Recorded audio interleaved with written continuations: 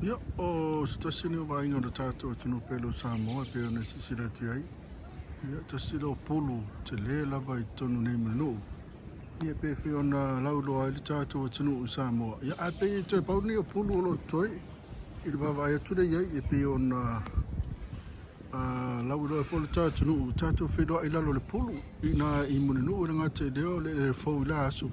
Sa tele lava pulu sa iai. O temnei. Ia ole to ini pulu ina no fanga ia paune sono fanga lo e pia tato pulu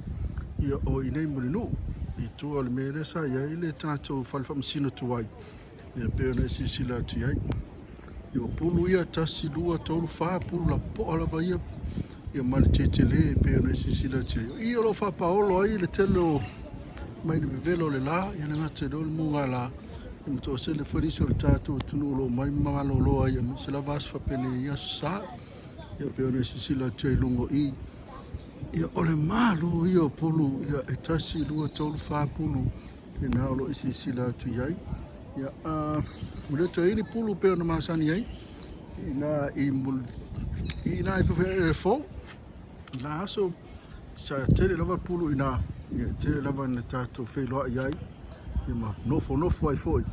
ia na wale to ini pulu ina ia paulo no fangalo ma wai tato pulu la au te le lava le ta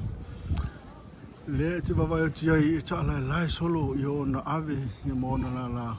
ia na fa malu fa paolo mai ia nisi foi o fia mo wale malu me se lava la ngai sami nei no fangale lo to te la to lo mai me se lava la to talfata pia ia mo mai manofo ai ia mafai foi la taringa sul to nai ia ona to foi a inga I le velo le la I le miolo ia stala na mai nei a fe na te mafuta mai ia to Paula vai o pulu lo to tasi dua tolu fa lima pulu lo to ia pauna pulu le to mai pulu e tele sa ia lo tato tunu ina so e saula va mai na le fo e tau no ia pauna io se pulu lo to terminei ia wal fa paolo fo le fa malu mo la to fia no ai lalo ia o uli nei para fia fine la sa ia a o tato ia fo le COVID-19 por COVID ki suriva ia le olo po e to esmalo longa